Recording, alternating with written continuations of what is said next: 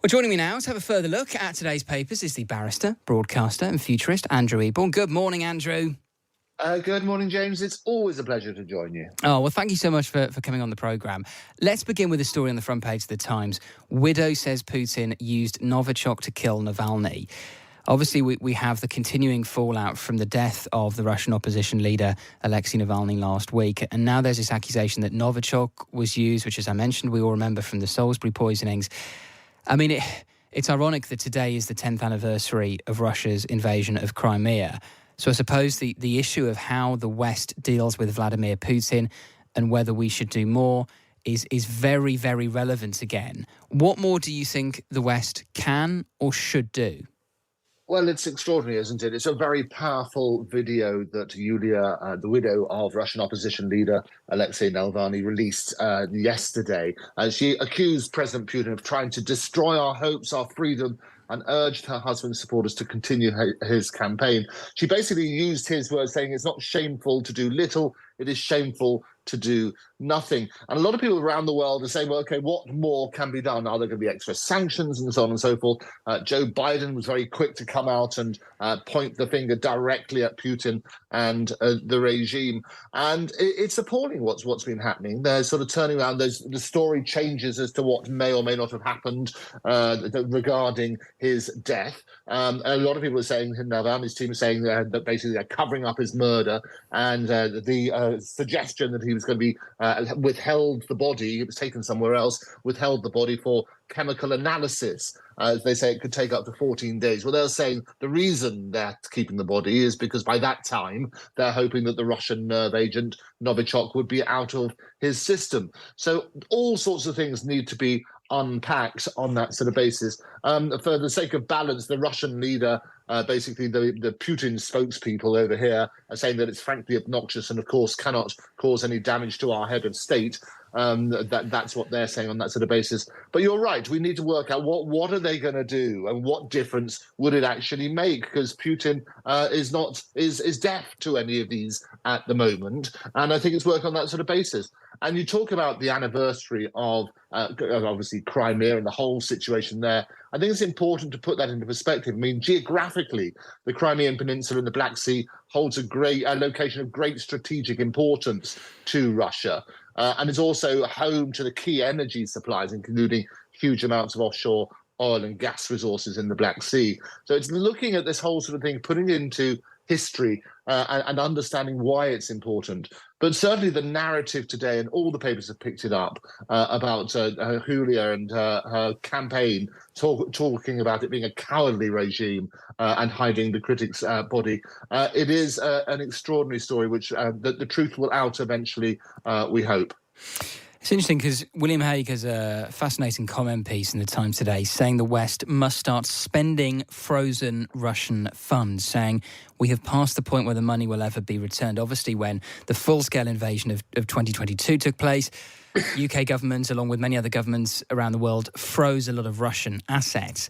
And William Hague making the argument, look, that money's never going to return. You may as well use that money, hit Putin in the pocket, use that money to fund Western military aid for Ukraine. Yeah, and that's certainly been put forward as the suggestion. It's there, and maybe get some more money and rebuild and so on and so forth. But the question is, what difference will it make to Putin? I go back to the point I made beforehand. He seems to be deaf to any of these sort of protestations and just denies it. And I think his biggest critic in Russia is no longer there, although the widow is stepping into the shoes. And it's extraordinary that the support that they've got. But seeing these horrendous pictures as well of Navalny's supporters being carted off when they try to lay flowers and so on and so forth, it's a very interesting time. But I go back to the point I say, what difference would it make to Putin? He does seem to be deaf to these sort of threats, but certainly applying further pressure is something that should be considered. Let's talk about a story on the front page of the Telegraph today. Men and women's brains work differently. Give us the details of this, Andrew. There we go. We've always said lots of difference between men and women. So what happened? This is a wonderful report by Stanford University, and they said it is possible to tell the sexes apart based on what these are called hotspot areas of the brain. And it's all helped with my pet baby, explainable artificial intelligence, explainable AI. And it looked at all sorts of results of brain scans. And they could tell from those brain scans, whether just the brain, with no other further details, whether somebody was a man or a woman. And they got it right in about 90% of the cases. And apparently, and the main sort of difference is there are things like self. There's a part of the brain, a neurological center for self, which is important in introspection and retrieving memories. There's also a bit which regulates emotion and memories and basically deals with sexual stimulation.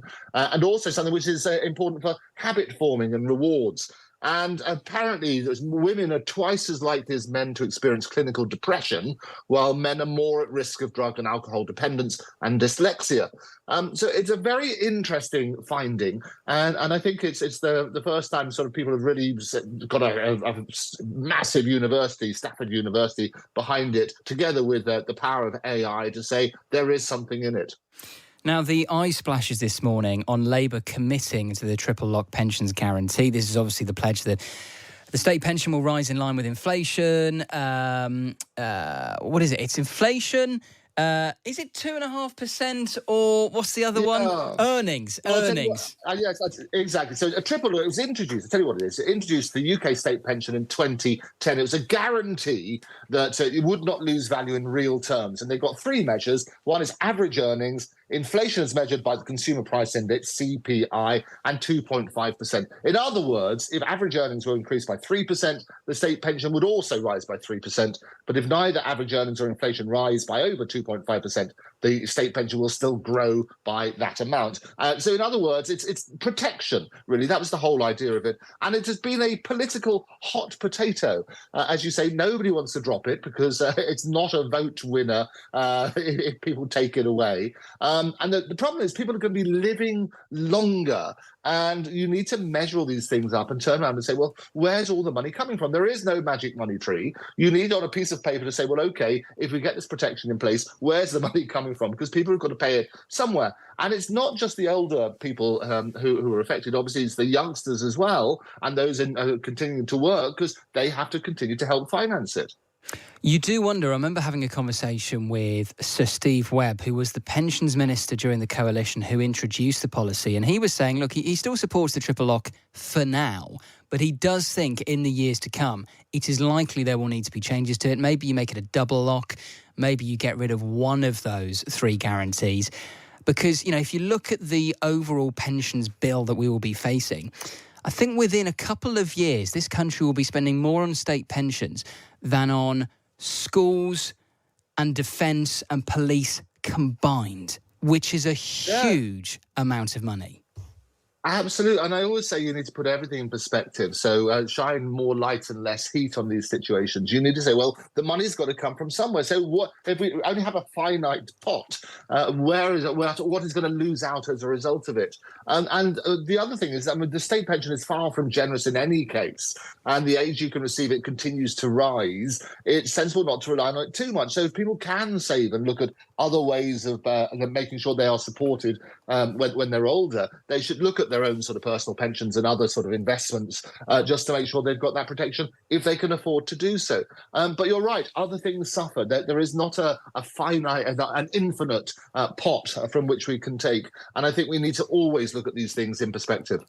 Let's talk about one more story. Great story inside the Times today about English language being full of so-called drunkonyms, which are the words we use. And we've got quite a few, they point out, 546 in total, when we've had a few too many. How would you describe it? I mean, I'm sure you're very restrained, Andrew, but if you did imbibe a bit too much... Totally restrained. I love the fact that you could add ED on the end of any word and basically it will make... So you're trolleyed, you're hammered, you're wellied, and as you rightly point out, steam pigs, which actually is a Scottish term. Have you heard of that before? Yes, absolutely. I think you could add anything. They make a good point. Steam pig, it's Scottish. Those Scottish come up with those glorious things on the language. You can also have gazeboed and car parked funny because there's no direct relation between the base word and meaning drunk. Michael McIntyre, who's a brilliant comedian who I saw fairly recently, he said that Britons could understand any word as meaning drunk if it was preceded by "I got completely," and then you just put whatever word you want ending in ed. It is wonderful. They're wonderful researchers. They could talk about Cockney rhyming slang. You can have Brahms and Schindler's for Brahms and Liszt, and Schindler's List, which rhymes with appropriate words, which means you're drunk, and all that sort of stuff. What I love is that it was a study done by the Germans, a yearbook of German Cognitive Linguistic Association. Can you believe such a thing? And basically they say that by the time Britons reach adulthood, many would have experienced so many drunkonisms or drunkonyms that it could be understood simply by adding ed to the word. So you could be Hanson, I guess, or Eborn. I quite like we can love all of it. 3 sheets to the wind, I always think is a lovely expression. Oh, I think that's right. It's glorious, isn't it? It's wonderful stuff. Andrew, always appreciate your time. Thank you so much. Thanks, James. An absolute joy. That's Andrew Eborn, barrister, broadcaster and futurist. I'm off to a pub quiz later with Times Radio's Callum MacDonald. So hopefully neither of us will be 3 sheets to the wind later. Otherwise, tomorrow's programme might be interesting. Across the UK, on DAB, online and on your smart speaker. This is Times Radio.